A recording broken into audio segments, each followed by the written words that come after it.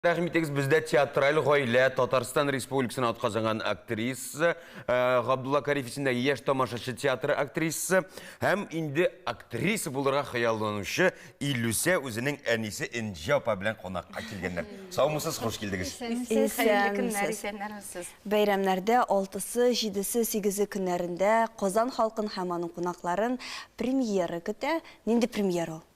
Біздің шушындай менә ул 8 март халыкара хатын-кызлар көне бит инде бу шушылай туры килде. Монда біз бик шушындай жылы куллы, улы йөрәкле табибә ак чәчәкләр кебек дип атала. Әсәрнең авторы Рауя Мухина. Данлыклы табибә, ревматолог, бөтенебез дә беләбез. Менә шушы шәхеснең автобиографик шундай яшь вакыттан алып бүгенге көнгә кадәр аның тормыш юлы. Ак чәчәкләр кебек дигән исеме әлбәттә инде сорау тудыра. Бу Габдрахман Әбсәләмовның ак чәчәкләрне охшатып шулай чыккан әсәрме инде? Шуннан туган әсәрме? Охшатып кына да түгел, әлбәттә бу нәкъ шушы әсәргә нигезләнеп туган әсәр дип тә әйтеп була. Менә безнең Илюся инде Рауя ханымның яшь вакытын уйный. Шушы ак чәчәкләр китабын тотып, хыялланып, авылдан чыгып киткән, ак халатлы врачларны, табибларны, фәрештәләргә тиңләп чыгып китеп, үзенең хыялын тормышка ашырган табибә турында ул. Илюсяның яшь вакытын уйный, сез кайсы вакытын уйныйсыз? Мин уйныйм аның бүгенге көнен. Әсәрнең авторы менә без күрәбез, ул әйтеп киткәнебезчә танылган табибә Рауя Мухина. Рауя аның белгәнемчә бу тәүге әсәре. Ничек ул Кариф театры режиссерының кулларына килеп эләкте? Менә язмыш берәйбердә очраклыгына булмый бит Туйзәй, бит әйме. Минем әни бик авыр хәлдә авырып китте. Без бик зур танышлар аркылы миңа Ринат абыйның тормыш иптәше Гөлшат ханым әйтә, шундый ди табибә бар, эләк алсагыз бик әйбәт булыр иде. Ничек тә шуңа эләгеп, әнигезне шуңа күрсәтеп карагыз әле. Без инде төрле юллар аша Рауя ханымга чыктык, очраштык. Әни бик авыр хәлдә иде. Инде уйлаган идек, әнине югалтып та барабыз ахыры дип.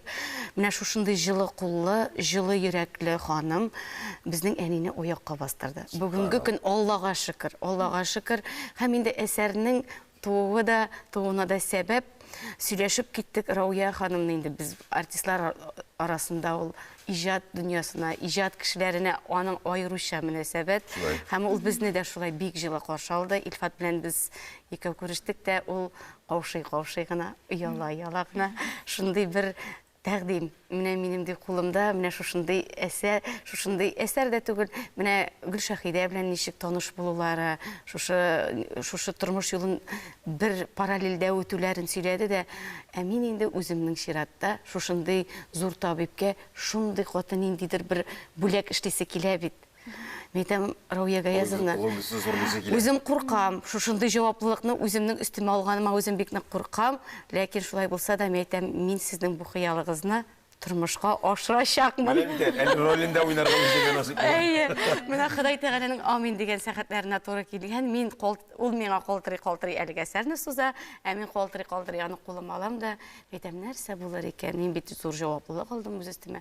Театрга алып кайтып бит әле рөхсәт сорарга кирәк, баш режиссерга күрсәтергә кирәк. Һәм инде Ринат абыйга кирдем. Ринат абыйга сөйләп бирдем. Аңа бу тәкъдим ошады. Чөнки бүгенге көндә инде үзебез дә беләбез, врачлар, алар бик кыйммәтле, шушындый менә хәзерге бигрәк тә бүгенге көндә алар безгә бик кадерле кешеләр икәнен көннән-көн аңлыйбыз. Һәм алар Рауя Гаязовна белән күзгә-күз очраштылар. Менә шушылай иттереп, һәм ниһаять Алла билсә без аны 6-7-8 көнне күрә алачакбыз. Хәерлегә генә булсын. Илюся, инде сиңа да бәйләник. Монда сиңа да бәйләник дигән сүз туры киләдер. Әтиең артист, әниең артист. Үзең дә шунда барасың. Белеп барасыңмы бу эшкә? Белеп бастыңмы бу юлга?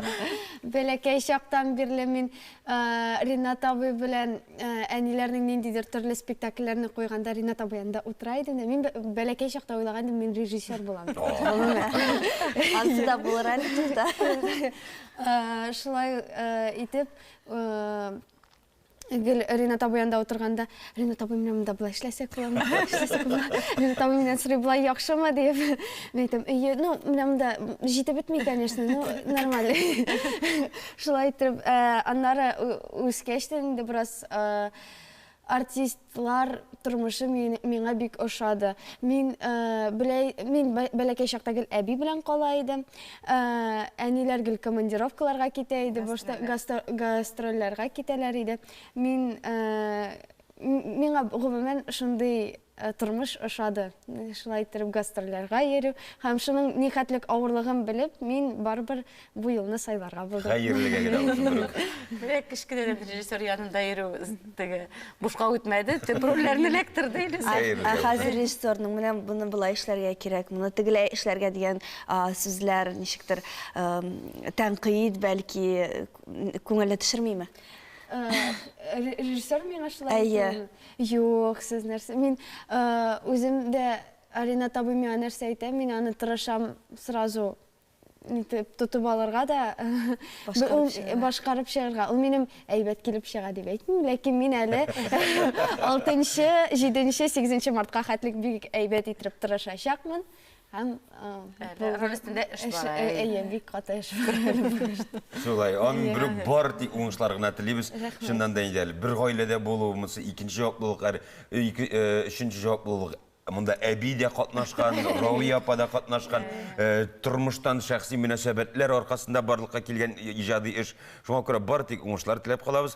Һәм менә бит инде 20 февраль ватанны саклаучылар көне узды. Ул көнне сез Илфат абый нинди ризык пешереп сыйларга яратасыз? Ул көн нинди менә олмас не булмасын инде, дөресен генә әйтеп сөйләшәбез бит. Менә премьера чыгару сәбәпле Илфат абыйгызны бу 23 февраль көнне әллә нәрсәләр пешереп сыйлап булмады. Кибеттән торт алып кайттык та, шуның белән чәй эчтек. Афәрин, рәхмәт. Күп сәламнәр һәм премьерда уңышлар теләп калабыз. Сезнең белән саубуллашып, без нәкъ менә тәмле булсын сәхифәсенә тукталырбыз. Анда инде менә нинди ризык белән сөндерәсен карагач белдерәбез. Тәвәккәлләп тотынган эшләрегез хәерле булсын. Амин. Кунакка килгәнче рәхмәт яусын.